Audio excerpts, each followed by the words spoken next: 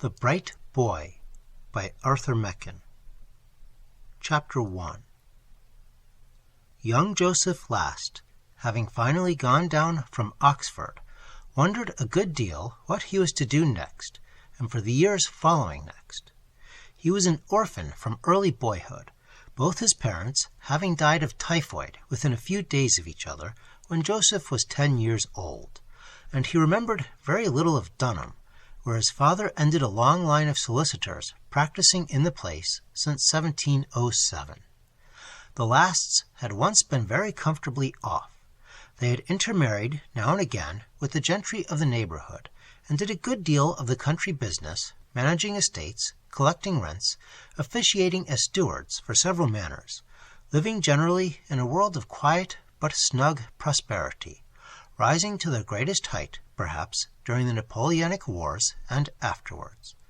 And then they began to decline, not violently at all, but very gently, so that it was many years before they were aware of the process that was going on, slowly, surely. Economists, no doubt, understand very well how the country and the country town gradually became less important soon after the Battle of Waterloo, and the causes of the decay and change which vexed Cobbett so sadly, as he saw, or thought he saw, the life and strength of the land being sucked up to nourish the monstrous excrescence of London. Anyhow, even before the railways came, the assembly rooms of the country towns grew dusty and desolate. The country families ceased to come to their town houses for the winter season, and the little theatres, where Mrs. Siddons and Grimaldi had appeared in their diverse parts, rarely opened their doors, and the skilled craftsmen, the clockmakers and the furniture-makers and the like, began to drift away to the big towns and to the capital city. So it was with Dunham. Naturally, the fortunes of the Lasts sank with the fortunes of the town, and there had been speculations which had not turned out well, and people spoke of a heavy loss in foreign bonds. When Joseph's father died, it was found that there was enough to educate the boy and keep him in strictly modest comfort, and not much more. He had his home with an uncle who lived at Blackheath, and after a few years at Mr. Jones's well-known preparatory school, he went to Merchant Taylor's, and thence to Oxford. He took a decent degree, second in Greats, and then began that wondering process as to what he was to do with himself. His income would keep him in chops and steaks, with an occasional roast fowl, and 3 or 4 weeks on the continent once a year. If he liked, he could do nothing, but the prospect seemed tame and boring.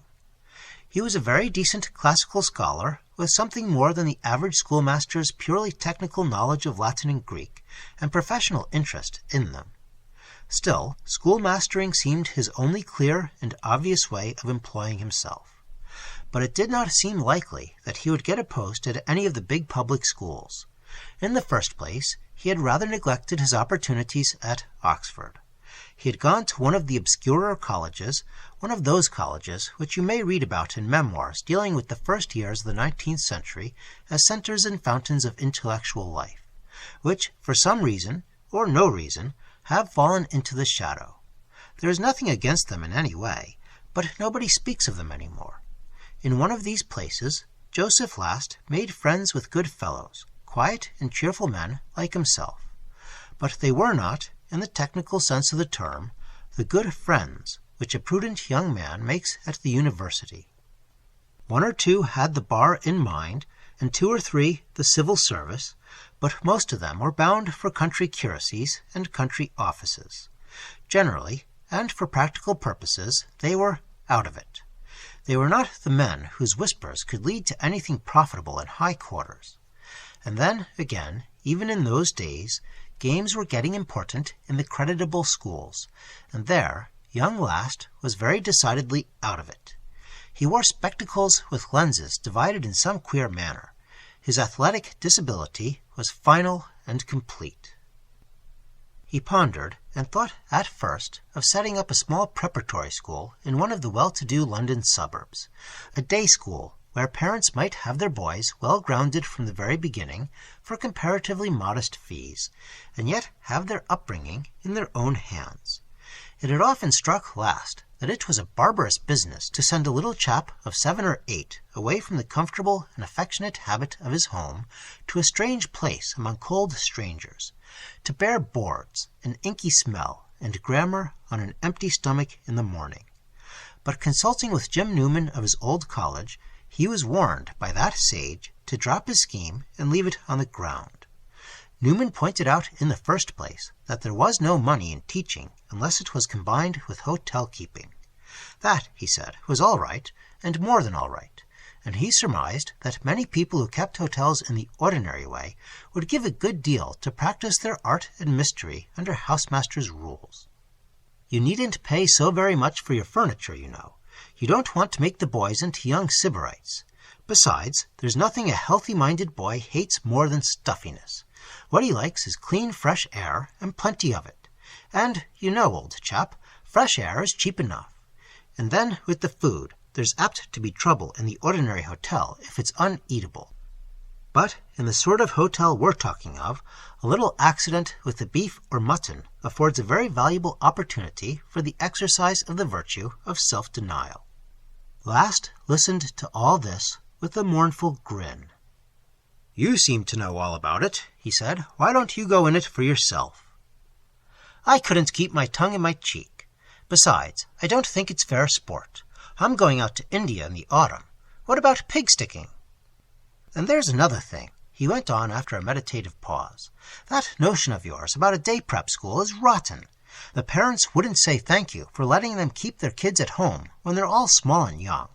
Some people go so far as to say that the chief purpose of schools is to allow the parents a good excuse for getting rid of their children. That's nonsense. Most fathers and mothers are very fond of their children and like to have them about the house, when they're young, at all events.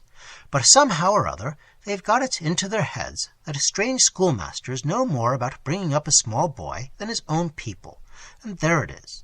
So, on all counts, drop that scheme of yours." Last thought it over and looked about him in the scholastic world, and came to the conclusion that Newman was right. For 2 or 3 years he took charge of reading parties in the long vacation. In the winter he found occupation in the coaching of backward boys, in preparing boys not so backward for scholarship examinations, and his little textbook, Beginning Greek, was found quite useful in lower school. He did pretty well on the whole, though the work began to bore him sadly, and such money as he earned, added to his income, enabled him to live in the way he liked, comfortably enough. He had a couple of rooms in one of the streets going down from the Strand to the river, for which he paid £1 a week, had bread and cheese and odds and ends for lunch, with beer from his own barrel in the cellar, and dined simply but sufficiently, now in one, now in another of the snug taverns, which then abounded in the quarter.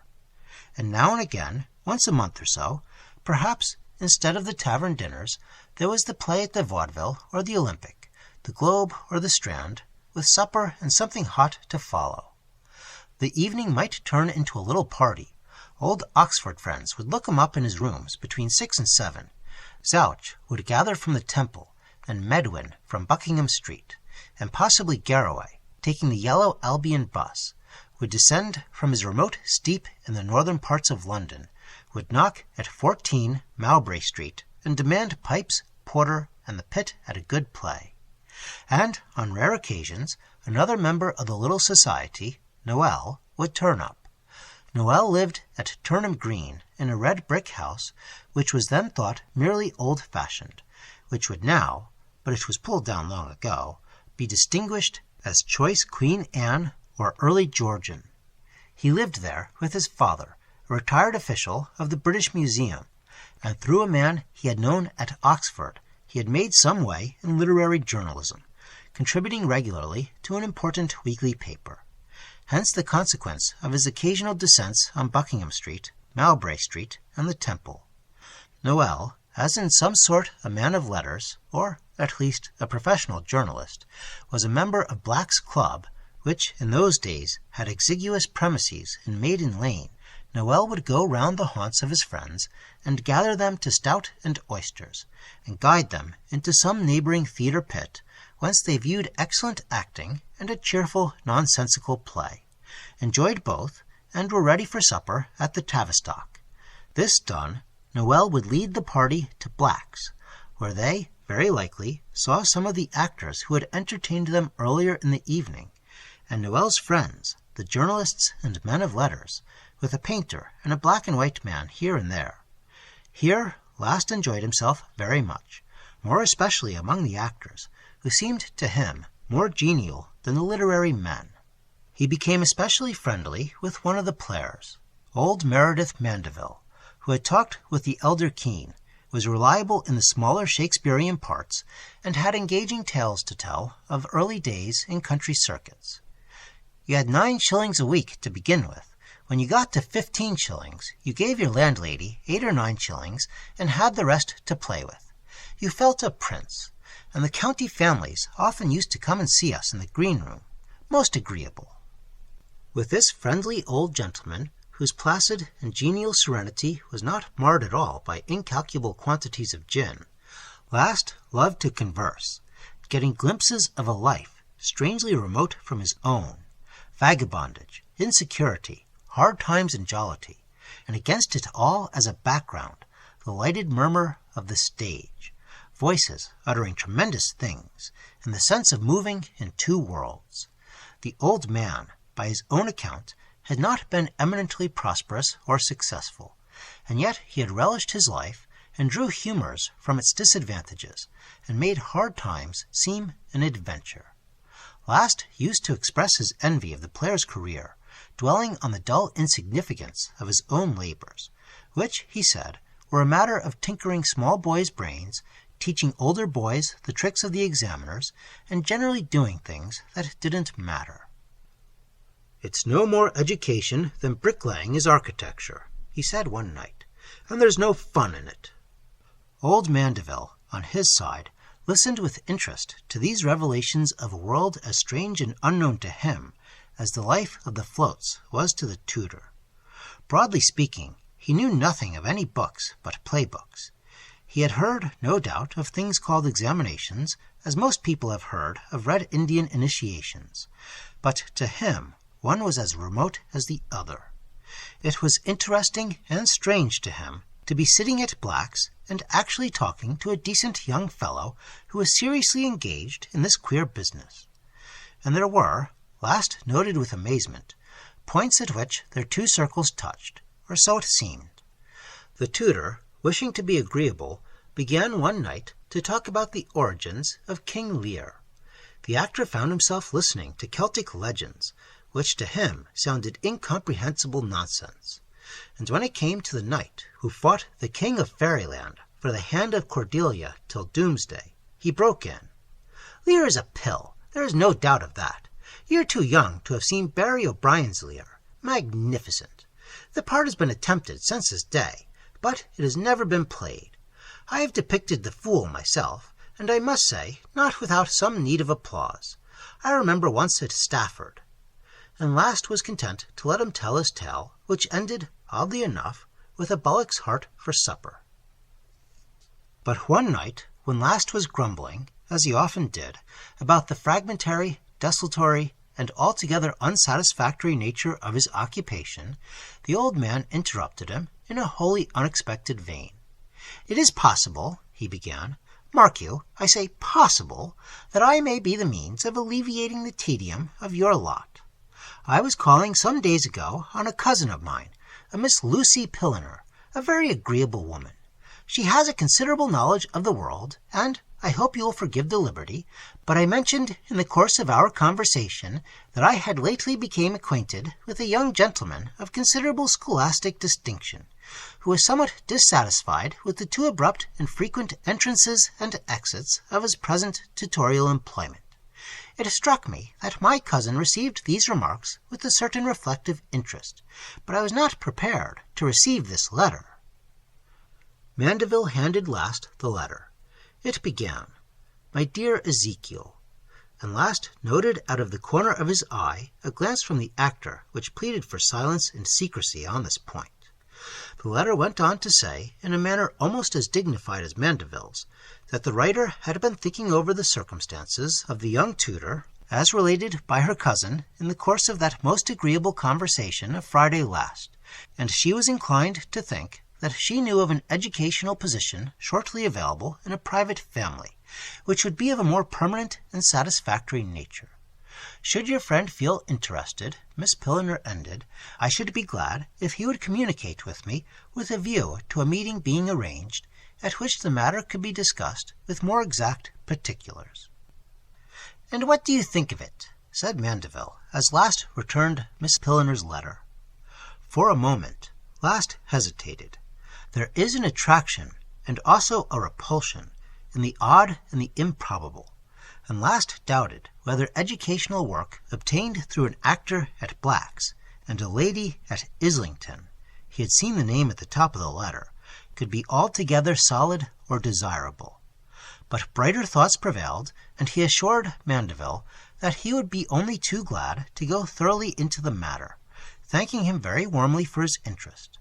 The old man nodded benignly, gave him the letter again that he might take down Miss Pilliner's address, and suggested an immediate note asking for an appointment. "And now," he said, "despite the carping objections of the moody prince, I propose to drink your jocund health tonight." And he wished Last all the good luck in the world, with hearty kindliness. In a couple of days Miss Pilliner presented her compliments to Mr. Joseph Last, and begged him to do her the favor of calling on her on a date 3 days ahead at noon, if neither day nor hour were in any way incompatible with his convenience. They might then, she proceeded, take advantage of the occasion to discuss a certain proposal, the nature of which, she believed, had been indicated to Mr. Last by her good cousin, Mr. Meredith Mandeville. Corunna Square, where Miss Pilliner lived, was a small, almost a tiny, square in the remoter parts of Islington. Its 2-storied houses of dim yellowish brick were fairly covered with vines and clematis and all manner of creepers. In front of the houses were small paled gardens, gaily flowering, and the square enclosures held little else besides a venerable, wide-spreading mulberry, far older than the buildings about it. Miss Pilliner lived in the quietest corner of the square. She welcomed Last with some sort of compromise between a bow and a curtsy, and begged him to be seated in an upright armchair, upholstered in horsehair. Miss Pilliner, he noted, looked about 60, and was, perhaps, a little older. She was spare, upright, and composed, and yet one might have suspected a lurking whimsicality. Then, while the weather was discussed, Miss Pilliner offered a choice of port or sherry, sweet biscuits or plum cake, and so to the business of the day. "My cousin Mr. Mandeville informed me," she began, "of a young friend of great scholastic ability who was, nevertheless, dissatisfied with the somewhat casual and occasional nature of his employment. By a singular coincidence, I had received a letter a day or two before from a friend of mine, a Mrs. Marsh. She is, in fact, a distant connection, some sort of cousin, I suppose, but not being a Highlander or a Welshwoman, I really cannot say how many times removed. She was a lovely creature. She is still a handsome woman. Her name was Manning, Arabella Manning, and what possessed her to marry Mr. Marsh I really cannot say. I only saw the man once, and I thought him her inferior in every respect, and considerably older. However, she declares that he is a devoted husband and an excellent person in every respect. They first met, odd as it must seem, in Peking, where Arabella was governess in one of the legation families. Mr. Marsh, I was given to understand, represented highly important commercial interests at the capital of the Flowery Land, and being introduced to my connection, a mutual attraction seems to have followed. Arabella Manning resigned her position in the attaché's family, and the marriage was solemnized in due course. I received this intelligence 9 years ago in a letter from Arabella, dated at Peking, and my relative ended by saying that she feared it would be impossible to furnish an address for an immediate reply, as Mr. Marsh was about to set out on a mission of an extremely urgent nature on behalf of his firm, involving a great deal of traveling and frequent changes of address. I suffered a good deal of uneasiness on Arabella's account. It seemed such an unsettled way of life, and so unhomelike. However, a friend of mine who was in the city assured me that there was nothing unusual in the circumstances, and that there was no cause for alarm. Still, as the years went on, I received no further communication from my cousin. I made up my mind that she had probably contracted some tropical disease which had carried her off, and that Mr. Marsh had heartlessly neglected to communicate to me the intelligence of the sad event. But a month ago, almost to the day, Miss Pilner referred to an almanac on the table beside her. I was astonished and delighted to receive a letter from Arabella. She wrote from one of the most luxurious and exclusive hotels in the West End of London, announcing the return of her husband and herself to their native land after many years of wandering. Mr. Marsh's active concern in business had, it appeared, at length terminated in a highly prosperous and successful manner, and he was now in negotiation for the purchase of a small estate in the country, where he hoped to spend the remainder of his days in peaceful retirement. Miss Pilner paused and replenished Last's glass. "I am so sorry," she continued, "to trouble you with this long narrative, which, I am sure, must be a sad trial of your patience. But, as you will see presently, the circumstances are a little out of the common, and as you are, I trust, to have a particular interest in them, I think it is only right that you should be fully informed, fair and square, and all above board, as my poor father used to say in his bluff manner. Well, Mr. Last, I received, as I have said, this letter from Arabella with its extremely gratifying intelligence. As you may guess, I was very much relieved to hear that all had turned out so felicitously. At the end of her letter, Arabella begged me to come and see them at Billings Hotel, saying that her husband was most anxious to have the pleasure of meeting me. Miss Pilner went to a drawer in a writing table by the window and took out a letter. Arabella was always considerate. She says, "I know that you have always lived very quietly and are not accustomed to the turmoil of fashionable London. But you need not be alarmed. Billings Hotel is no bustling modern caravanserai. Everything is very quiet, and, besides, we have our own small suite of apartments. Herbert, her husband, Mr. Last, positively insists on your paying us a visit, and you must not disappoint us. If next Thursday, the 22nd, suits you, a carriage shall be sent at 4 o'clock to bring you to the hotel, and will take you back to Corunna Square after you have joined us in a little dinner. Very kind, most considerate. Don't you agree with me, Mr. Last? But look at the postscript." Last took the letter and read in a tight, neat script, "P.S. We have a wonderful piece of news for you. It is too good to write, so I shall keep it for our meeting." Last handed back Mrs. Marsh's letter. Miss Pilner's long and ceremonious approach was lulling him into a mild stupor. He wondered faintly when she would come to the point, and what the point would be like when she came to it, and chiefly what on earth this rather dull family history could have to do with him. Miss Pilner proceeded. "Naturally, I accepted so kindly and urgent an invitation. I was anxious to see Arabella once more after her long absence, and I was glad to have the opportunity of forming my own judgment as to her husband, of whom I knew absolutely nothing. And then, Mr. Last, I must confess that I am not deficient in that spirit of curiosity, which gentlemen have scarcely numbered with female virtues. I longed to be made partaker in the wonderful news which Arabella had promised to impart on our meeting, and I wasted many hours in speculating as to its nature. The day came. A neat brougham with its attendant footman arrived at the appointed hour, and I was driven in smooth luxury to Billings Hotel in Manor Street, Mayfair. There a major domo led the way to the suite of apartments on the first floor, occupied by Mr. and Mrs. Marsh. I will not waste your valuable time, Mr. Last, by expatiating on the rich but quiet luxury of their apartments. I will merely mention that my relative assured me that the Sevres ornaments in their drawing-room had been valued at 900 guineas. I found Arabella still a beautiful woman, but I could not help seeing that the tropical countries in which she had lived for so many years had taken their toll of her once resplendent beauty. There was a wariness, a lassitude in her appearance and demeanor, which I was distressed to observe. As to her husband, Mr. Marsh, I am aware that to form an unfavorable judgment after an acquaintance which has only lasted a few hours is both uncharitable and unwise. I shall not soon forget the discourse which dear Mr. Venn delivered at Emmanuel Church on the very Sunday after my visit to my relative.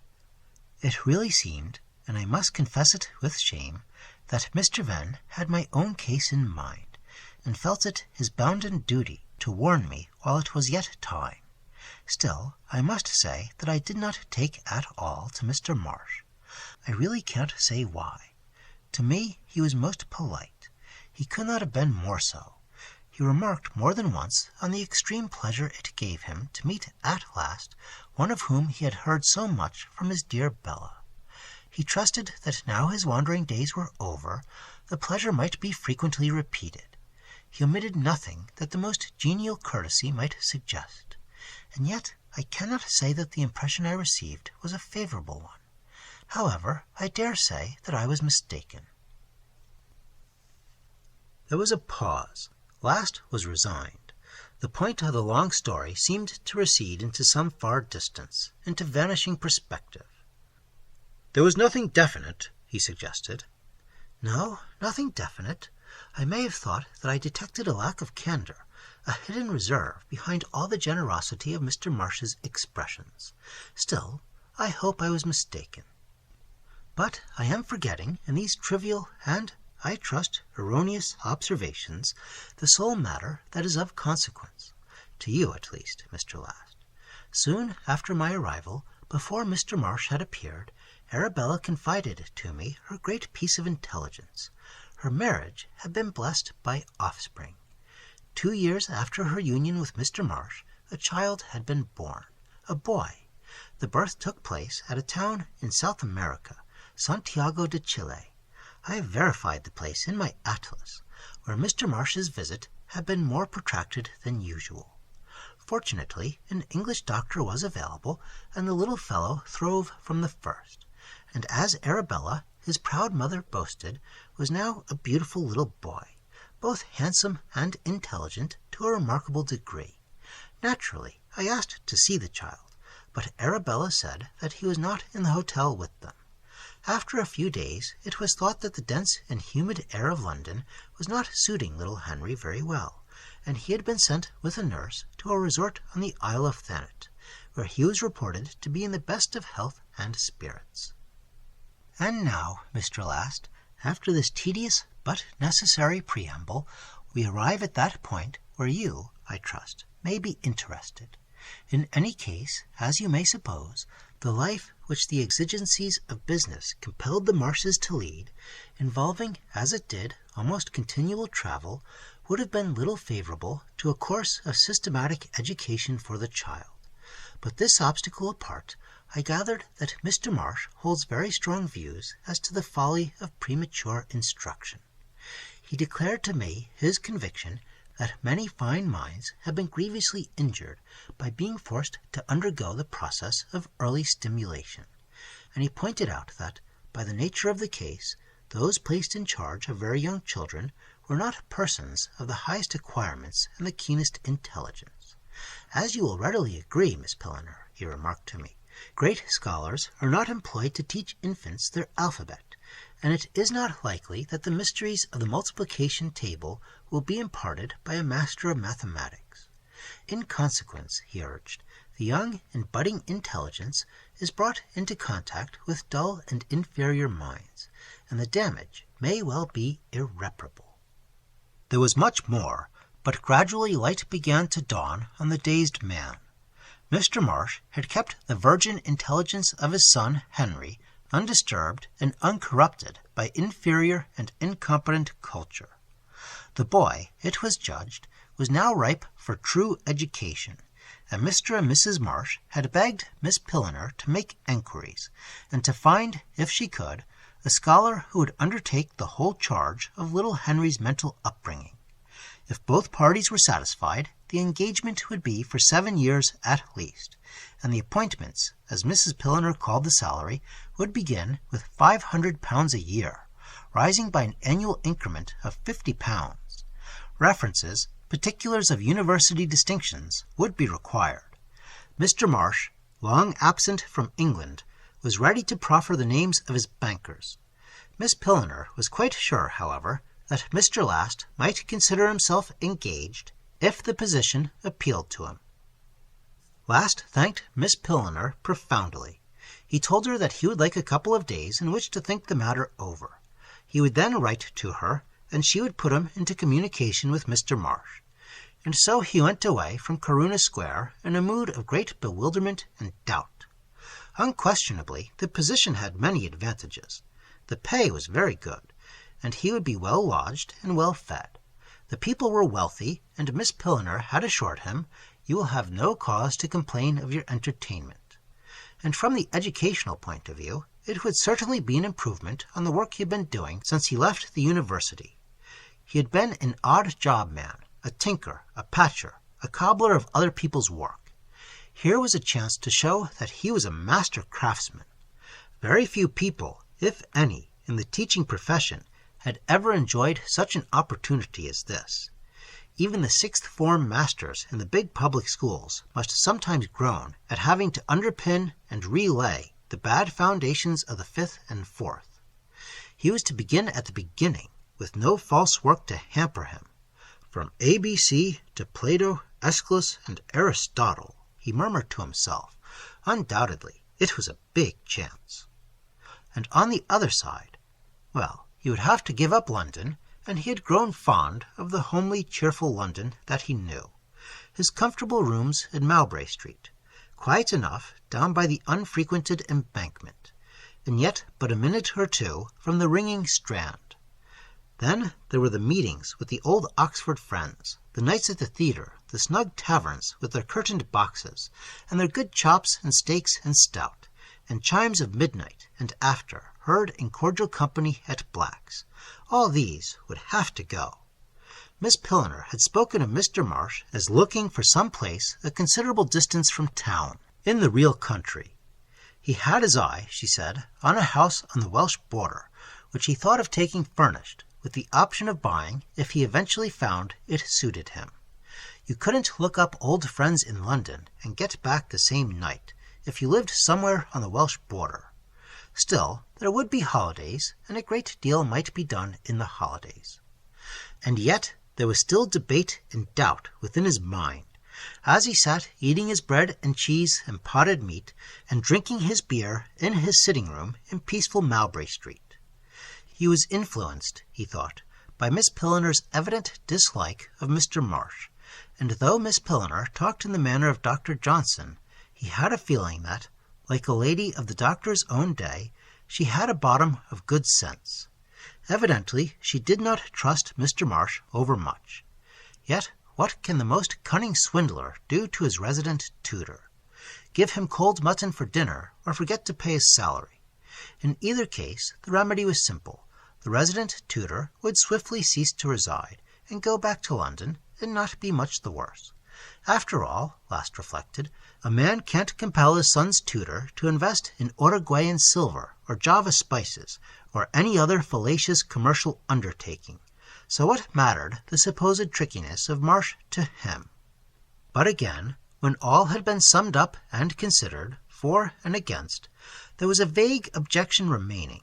To oppose this, Last could bring no argument, since it was without form or words, shapeless and immutable as a cloud. However, when the next morning came, there came with it a couple of letters inviting him to cram 2 young dunderheads with facts and figures and verbs in me. The prospect was so terribly distasteful that he wrote to Miss Pilliner directly after breakfast, enclosing his college testimonials and certain other commendatory letters he had in his desk. In due course he had an interview with Mr. Marsh at Billings Hotel. On the whole, each was well enough pleased with the other. Last found Marsh a lean, keen, dark man in later middle age. There was a grizzle in his black hair above the ears, and wrinkles seamed his face about the eyes. His eyebrows were heavy, and there was a hint of a threat in his jaw, but the smile with which he welcomed Last lit up his grimmish features into a genial warmth. There was an oddity about his accent and his tone in speaking, something foreign, perhaps. Last remembered that he had journeyed about the world for many years, and supposed that the echoes of many languages sounded in his speech. His manner and address were certainly suave, but Last had no prejudice against suavity. Rather, he cherished a liking for the decencies of common intercourse. Still, no doubt, Marsh was not the kind of man Miss Pilliner was accustomed to meet in Corunna Square society or among Mr. Venn's congregation. She probably suspected him of having been a pirate. And Mr. Marsh, on his side, was delighted with Last, as appeared from a letter addressed by him to Miss Pilliner, or, may I venture to say, Cousin Lucy. Mr. Last was exactly the type of man he and Arabella had hoped to secure through Miss Pilliner's recommendation. They did not want to give their boy into the charge of a flashy man of the world with a substratum of learning. Mr. Last was, it was evident, a quiet and unworldly scholar, more at home among books than among men, the very tutor Arabella and himself had desired for their little son. Mr. Marsh was profoundly grateful to Miss Pilliner for the great service she had rendered to Arabella, to himself, and to Henry. And indeed, as Mr. Meredith Mandeville would have said, Last looked the part. No doubt the spectacles helped to create the remote, retired Dominie Sampson impression. In a week's time it was settled. He was to begin his duties. Mr. Marsh wrote a handsome cheque to defray any little matters of outfit, travelling expenses, and so forth, nothing to do with your salary. He was to take train to a certain large town in the west, and there he would be met and driven to the house where Mrs. Marsh and his pupil were already established. Beautiful country, Mr. Last. I am sure you will appreciate it. There was a famous farewell gathering of the old friends. Zouch and Medwin, Garraway, and Noel came from near and far. There was grilled sole before the mighty steak, and a roast fowl after it. They had decided that, as it was the last time, perhaps, they would not go to the play, but sit and talk about the mahogany. Zouch, who was understood to be the ruler of the feast, had conferred with the head waiter, and when the cloth was removed, a rare and curious port was solemnly set before them. They talked of the old days, when they were up at Wells together, pretended, though they knew better, that the undergraduate who had cut his own father in Piccadilly was a friend of theirs, retold jokes that must have been older than the wine, related tales of Moll and Meg, and the famous history of Malcolm, who screwed up the dean in his own rooms. And then there was the affair of the poses plastiques. Certain lewd fellows, as one of the dons of Wells College expressed it, had procured scandalous figures from the waxwork booth at the fair, and had disposed them by night about the fountain in the college garden in such a manner that their scandal was shamefully increased. The perpetrators of this infamy had never been discovered. The five friends looked knowingly at each other, pursed their lips, and passed the port. The old wine and the old stories blended into a mood of gentle meditation. And then, at the right moment, Noel carried them off to Black's and new company. Last sought out old Mandeville and related with warm gratitude the happy issue of his intervention. The chimes sounded, and they all went their several ways. Chapter 2. Though Joseph Last was by no means a miracle of observation and deduction, he was not altogether the simpleton among his books that Mr. Marsh had judged him. It was not so very long before a certain uneasiness beset him in his new employment. At first everything had seemed very well. Mr. Marsh had been right in thinking that he would be charmed by the scene in which the white house was set. It stood terraced on a hill, high above a gray and silver river, winding in S's through a lonely, lovely valley. Above it, to the east, was a vast and shadowy and ancient wood, climbing to the high ridge of the hill, and descending by height and by depth of green to the level meadows and to the sea. And standing on the highest point of the wood above the white house, Last looked westward between the boughs, and saw the lands across the river, and saw the country rise and fall, and billow upon billow, to the huge dim wall of the mountain, blue in the distance, and white farms shining in the sun on its vast side. Here was a man in a new world. There had been no such country as this about Dunham in the Midlands, or in the surroundings of Blackheath or Oxford, and he had visited nothing like it on his reading parties. He stood amazed, enchanted, under the green shade, beholding a great wonder. Close beside him the well bubbled from the grey rocks, rising out of the heart of the hill. And in the White House the conditions of life were altogether pleasant. He had been struck by the dark beauty of Mrs. Marsh, who was clearly, as Miss Pilliner had told him, a great many years younger than her husband, and he noted also that effect which her cousin had ascribed to years of living in the tropics, though he would hardly have called it weariness or lassitude. It was something stranger than that. There was the mark of flame upon her, but Last did not know whether it were the flame of the sun, or the stranger fires of places that she had entered, perhaps long ago. But the pupil, little Henry, was altogether a surprise and a delight. He looked rather older than 7, but Last judged that this impression was not so much due to his height or physical make as to the bright alertness and intelligence of his glance. The tutor had dealt with many little boys, though with none so young as Henry, and he had found them, as a whole, a stodgy and podgy race, with faces that recorded a fixed abhorrence of learning, and a resolution to learn as little as possible. Last was never surprised at this customary expression. It struck him as eminently natural. He knew that all elements are damnably dull and difficult. He wondered why it was inexorably appointed that the unfortunate human creature should pass a great portion of its life, from the very beginning, in doing things that it detested. But so it was. And now for the syntax of the optative. But there were no such obstinate entrenchments in the face or the manner of Henry Marsh.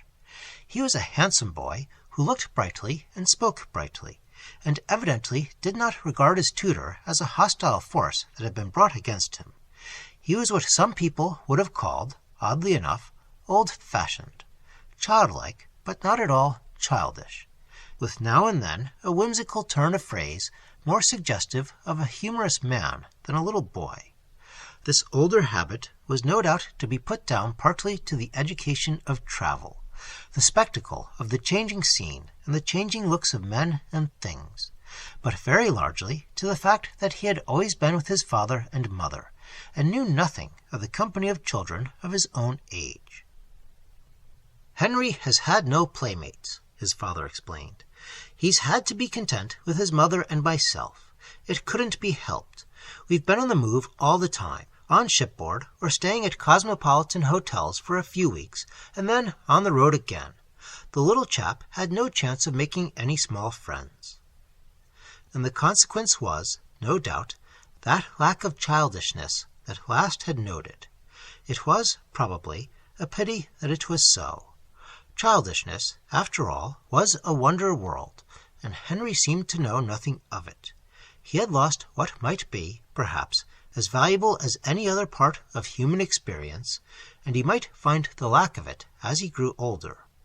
Still, there it was, and Last ceased to think of these possibly fanciful deprivations when he began to teach the boy, as he had promised himself, from the very beginning. Not quite from the beginning. The small boy confessed, with a disarming grin, that he had taught himself to read a little. "But please, sir, don't tell my father, as I know he wouldn't like it. You see, My father and mother had to leave me alone sometimes, and it was so dull, and I thought it would be such fun if I learnt to read books all by myself." Here, thought Last, is a lesson for schoolmasters. Can learning be made a desirable secret, an excellent sport, instead of a horrible penance? He made a mental note and set about the work before him. He found an extraordinary aptitude, a quickness in grasping his indications and explanations such as he had never known before, not in boys twice his age, or 3 times his age, for that matter. As he reflected, this child, hardly removed from strict infancy, had something almost akin to genius. So the happy tutor was inclined to believe. Now and again, with his "Yes, sir, I see," and then, "Of course," he would veritably take the coming words out of Last's mouth, and anticipate what was, no doubt, logically the next step in the demonstration. But Last had not been accustomed to pupils who anticipated anything, save the hour for putting the books back on the shelf. And above all, the instructor was captured by the eager and intense curiosity of the instructed. He was like a man reading The Moonstone or some such sensational novel, and unable to put the book down till he had read to the very last page and found out the secret. This small boy brought just the spirit of insatiable curiosity to every subject put before him. "I wish I had taught him to read," thought Last to himself. "I have no doubt he would have regarded the alphabet as we regard those entrancing and mysterious ciphers in Edgar Allan Poe's stories. And, after all, isn't that the right and rational way of looking at the alphabet?" And then he went on to wonder whether curiosity, often regarded as a failing, almost a vice, is not, in fact, one of the greatest virtues of the spirit of man, the key to all knowledge and all the mysteries, the very sense of the secret that must be discovered. With one thing and another, with this treasure of a pupil, with the enchantment of the strange and beautiful country about him, and with the extreme kindness and consideration shown him by Mr. and Mrs. Marsh, Last was in rich clover. He wrote to his friends in town, telling them of his happy experiences, and Zouch and Noel, meeting by chance at the Sun, the Dog, or the Triple Ton, discussed their friend's felicity. "Proud of the pup," said Zouch. "And pleased with the prospect," responded Noel, thinking of Last's lyrics about the woods and the waters and the scene of the White House. "Still timeo Hesperides et dona ferentes." "I mistrust the West. As one of its own people said, it is a land of enchantment and illusion. You never know what may happen next. It is a fortunate thing that Shakespeare was born within the safety line. If Stratford had been 20 or 30 miles farther west, I don't like to think of it. I am quite sure that only fairy gold is dug from Welsh gold mines, and you know what happens to that." Meanwhile, far from the lamps and rumours of the Strand, Last continued happy in his outland territory, under the great wood. But before long he received a shock. He was strolling in the terraced garden one afternoon between tea and dinner, his work done for the day, and feeling inclined for tobacco with repose, drifted towards the stone summer-house, or perhaps gazebo, that stood on the verge of the lawn in a coolness of dark ilex trees.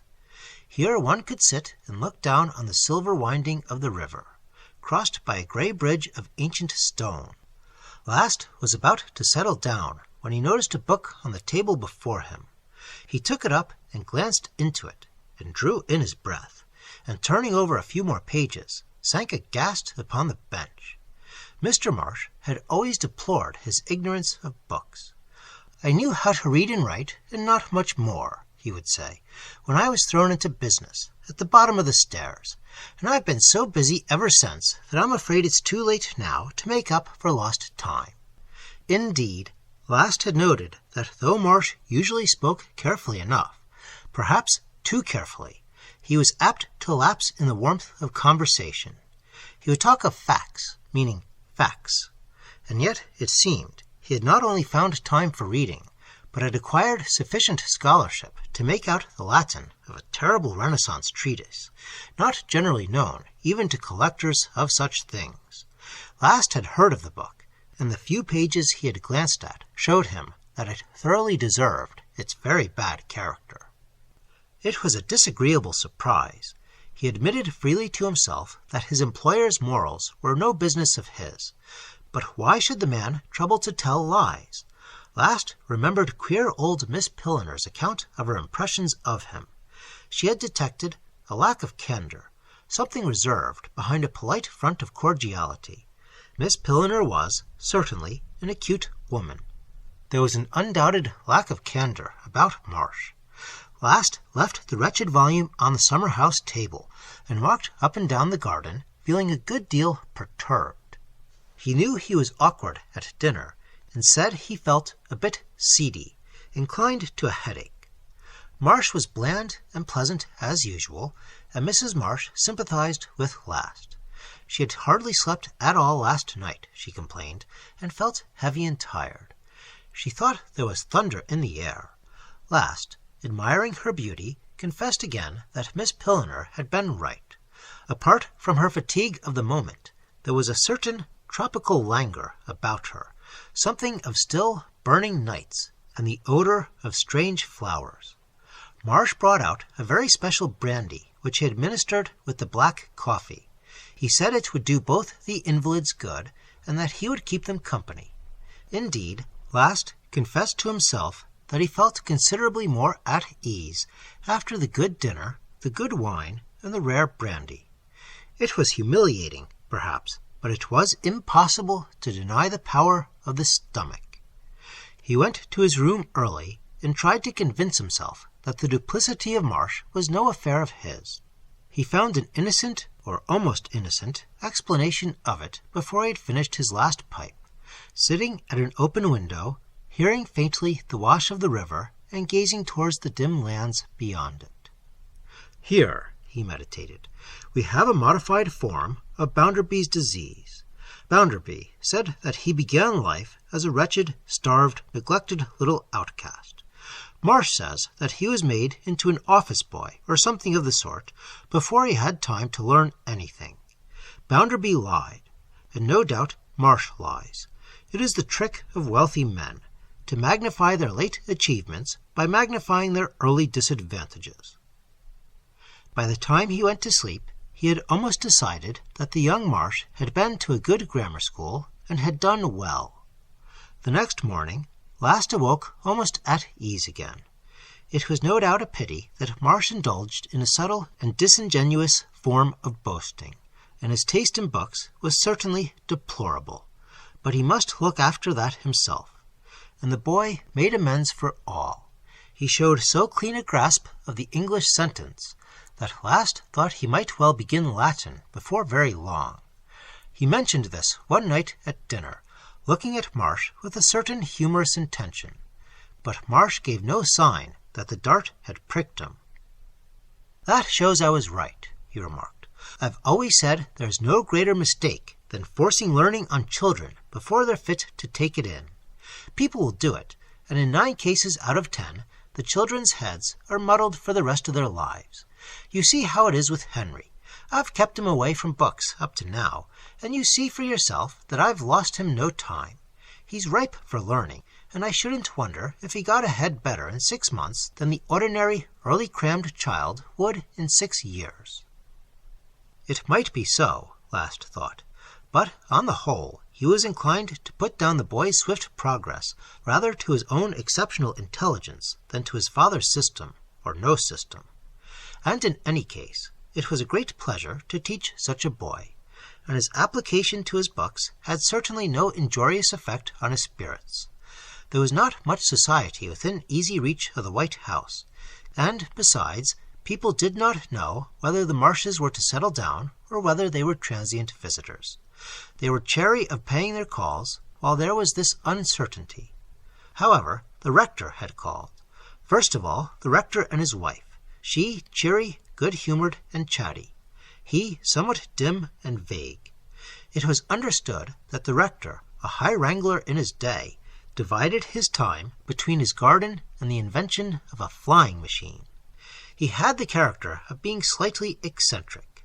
He came not again, but Mrs. Winslow would drive over by the forest road in the governess car with her 2 children, Nancy, a pretty fair girl of 17, and Ted, a boy of 11 or 12, of the type which last catalogued as stodgy and podgy, broad and thick-set, with bulgy cheeks and eyes, and something of the determined expression of a young bulldog. After tea, Nancy would organize games for the 2 boys in the garden and join in them herself with apparent relish.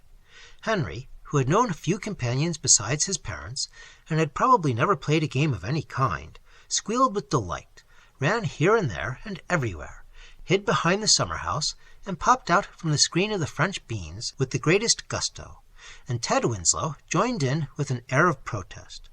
He was on his holidays, and his expression signified that all the sorts of things was only fit for girls and kids. Last was delighted to see Henry so ready and eager to be amused. After all, he had something of the child in him. He seemed a little uncomfortable when Nancy Winslow took him on her knee after the sports were over. He was evidently fearful of Ted Winslow's scornful eye. Indeed, the young bulldog looked as if he feared that his character would be compromised by associating with so manifest and confessed a kid. The next time Mrs. Winslow took tea at the White House, Ted had a diplomatic headache and stayed at home. But Nancy found games that 2 could play, and she and Henry were heard screaming with joy all over the gardens. Henry wanted to show Nancy a wonderful well that he had discovered in the forest. It came, he said, from under the roots of the great yew tree. But Mrs. Marsh seemed to think that they might get lost. Last had got over the uncomfortable incident of that villainous book in the summer house. Writing to Noel, he had remarked that he feared his employer was a bit of an old rascal in some respects, but all right so far as he was concerned, and there it was.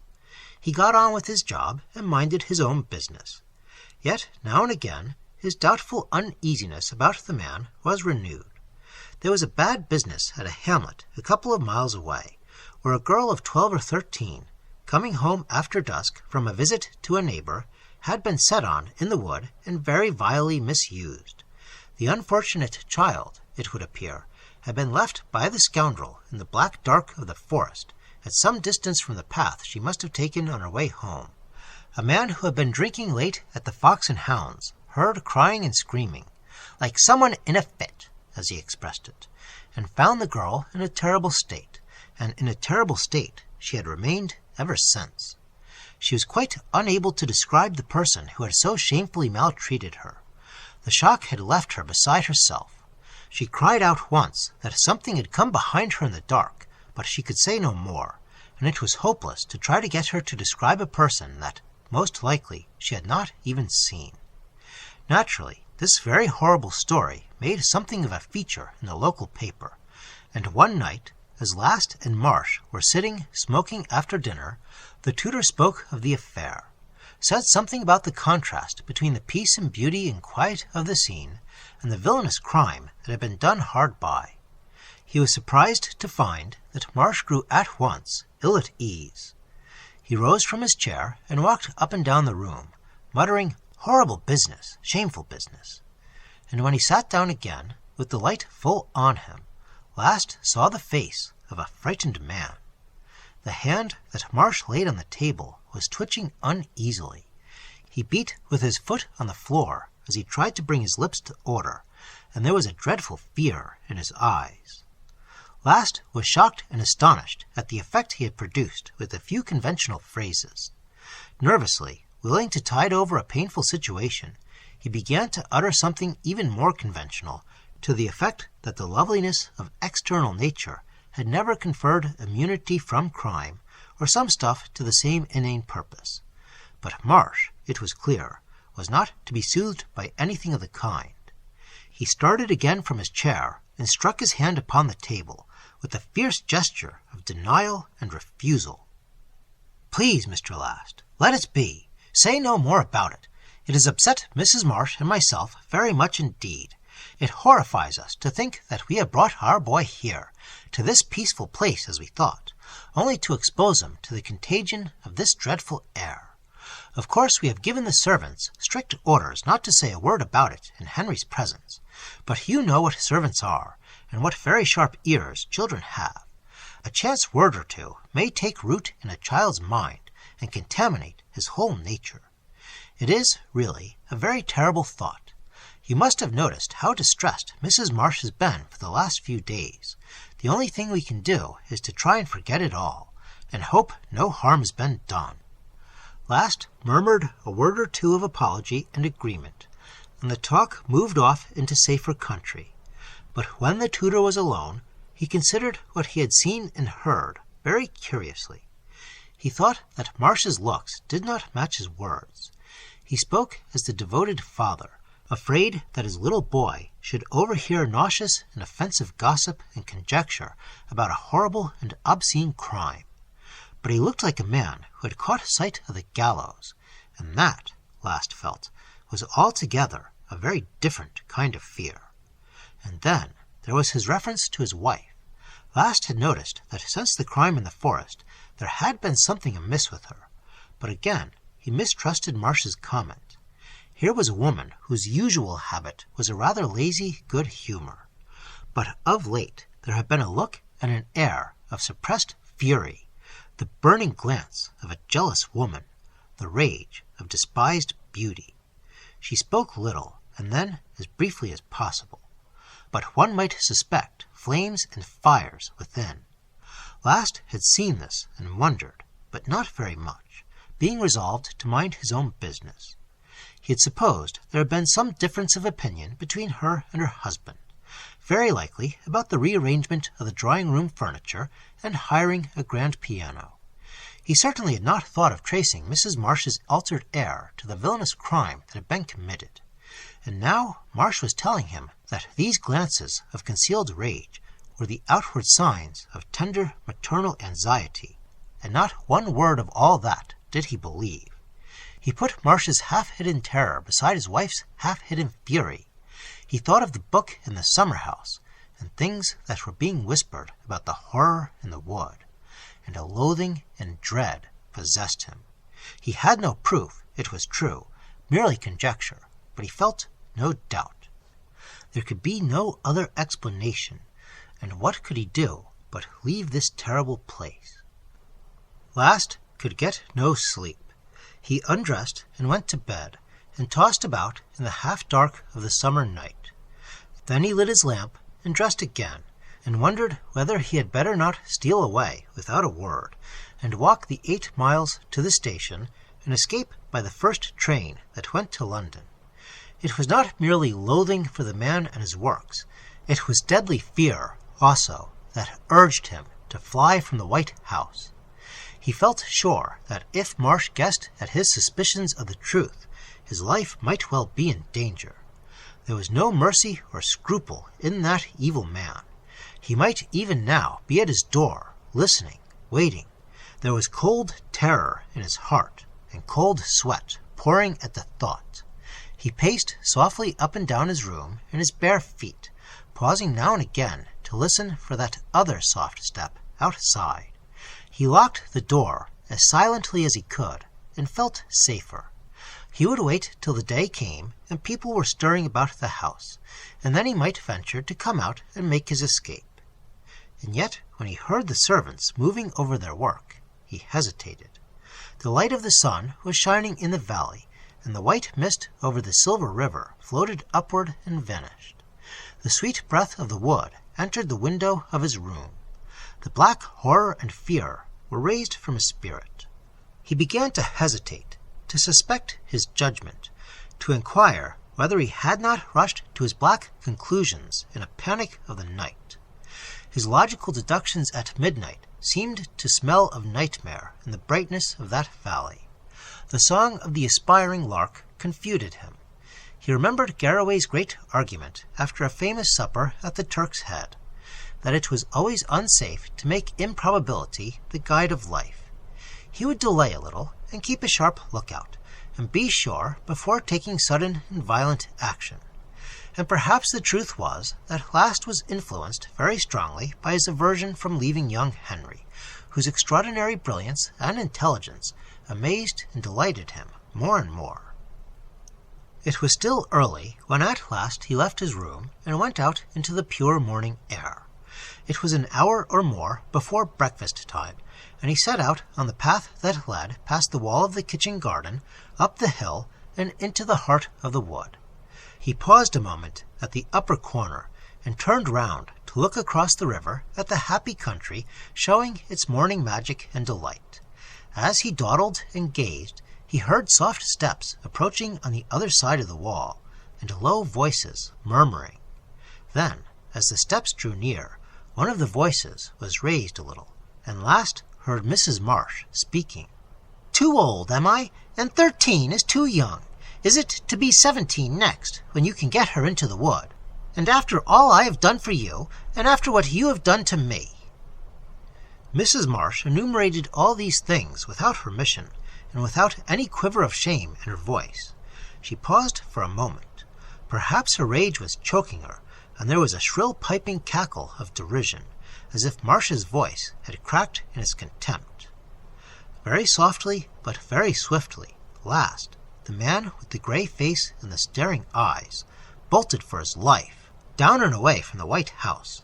Once on the road, free from the fields and brakes, he changed his run into a walk, and he never paused or stopped till he came, with a gulp of relief, into the ugly streets of the big industrial town.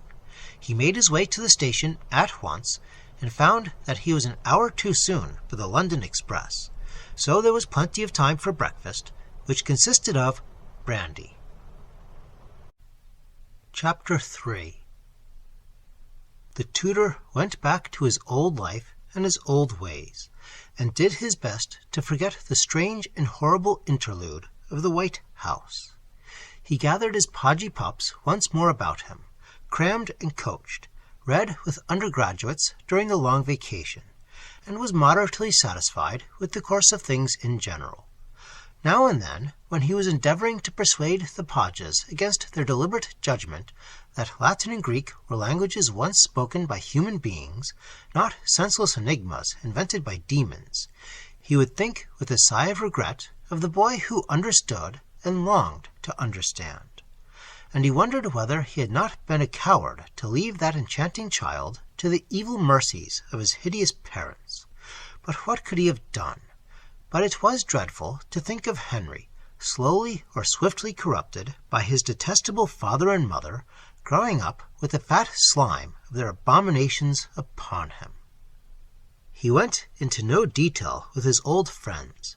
He hinted that there had been grave unpleasantness, which made it impossible for him to remain in the West.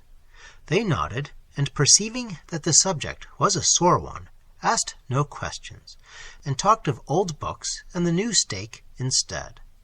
They all agreed, in fact, that the steak was far too new, and William was summoned to explain this horror. Didn't he know that beefsteak meant for the consumption of Christian men, as distinguished from Hottentots, required hanging just as much as game? William, the ponderous and benignant, tasted and tested and agreed with sorrowful regret. He apologized, and went on to say that, as the gentleman would not care to wait for a fowl, he would suggest a very special, tender, and juicy fillet of roast veal, then in cut. The suggestion was accepted, and found excellent. The conversation turned to choric meters and Florence St. John at the Strand. There was port later. It was many years afterwards, when this old life, after crumbling for a long while, had come down with a final crash, that last heard the real story of his tutorial engagement at the White House. 3 dreadful people were put in the dock at the Old Bailey. There was an old man with the look of a deadly snake, a fat, sloppy, deplorable woman with pendulous cheeks and a faint hint of perished beauty in her eyes, and, to the utter blank amazement of those who did not know the story, a wonderful little boy. The people who saw them in court said he might have been taken for a child of 9 or 10, no more. But the evidence that was given showed that he must be between 50 and 60 at the least, perhaps more than that. The indictment charged these 3 people with an unspeakable and hideous crime. They were charged under the name of Machen, the name which had been borne at the time of their arrest, but it turned out at the end of the trial that they had been known by many names in the course of their career: Machen, De Pass, Lartigan, Delarue, Falcon, Lacossac, Hammond, Marsh, Herringworth. It was established that the apparent boy, whom last had known as Henry Marsh, was no relation of any kind to the elder prisoners. Henry's origins were deeply obscure. It was conjectured that he was the illegitimate son of a very high Englishman, a diplomatist, whose influence had counted for a great deal in the Far East. Nobody knew anything about the mother. The boy showed brilliant promise from the very early years, and the father, a bachelor, and disliking what little he knew of his relations, left his very large fortune to his son. The diplomatist died when the boy was 12 years old, and he had been aged, and more than aged, when the child was born. People remarked that Arthur Wesley, as he was then called, was very short for his years, and he remained short, and his face remained that of a boy 7 or 8. He could not be sent to a school, so he was privately educated. When he was of age, the trustees had the extraordinary experience of placing a very considerable property in the hands of a young man who looked like a little boy. Very soon afterwards, Arthur Wesley disappeared. Dubious rumors spoke of reappearances, now here, now there, in all quarters of the world. There were tales that he had gone fanti in what was then unknown Africa, when the mountains of the moon still lingered on the older maps. It was reported again that he had gone exploring in the higher waters of the Amazon, and had never come back.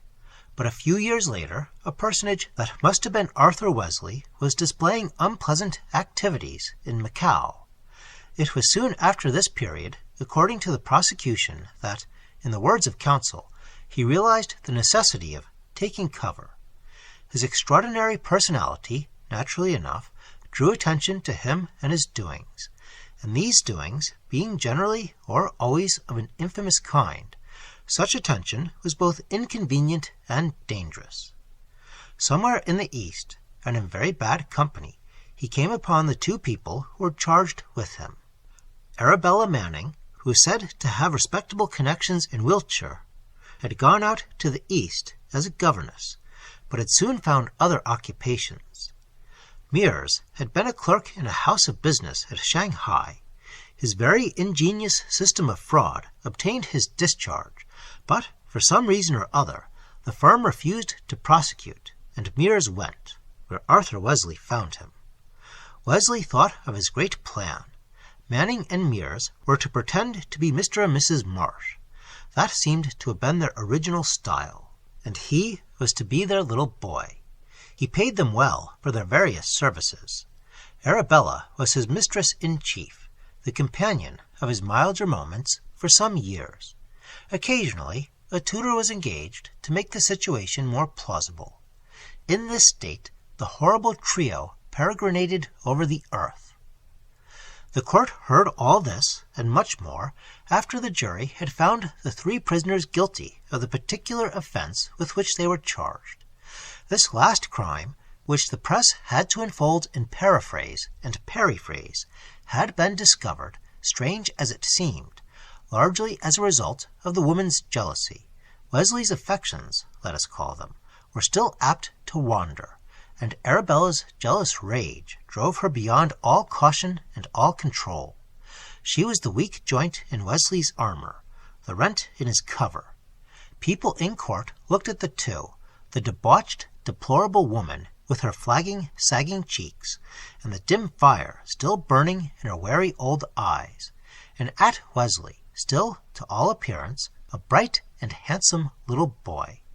They gasped with amazement at the grotesque, impossible horror of the scene.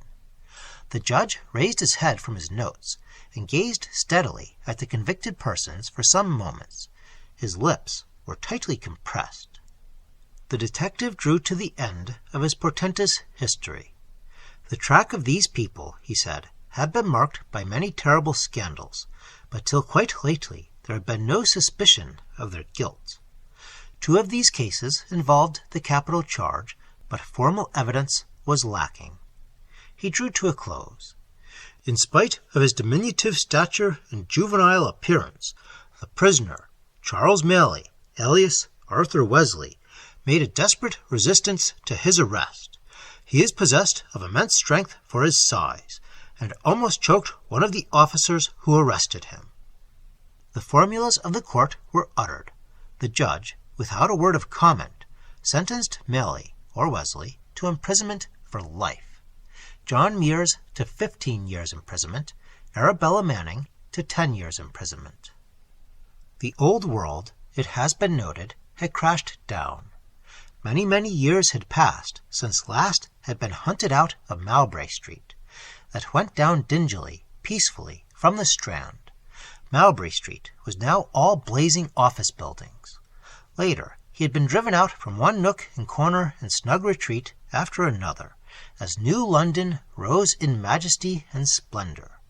But for a year or more he had lain hidden in a by-street that had the advantage of leading into a disused graveyard near the Gray's Inn Road. Medwin and Garraway were dead, but last summoned the surviving Zouch and Noel to his abode one night, and then and there made punch, and good punch, for them. "It's so jolly it must be sinful," he said, as he pared his lemons, "but up to the present I believe it is not illegal. And I still have a few bottles of that port I bought in '92. And then he told them for the first time all the whole story of his engagement at the White House.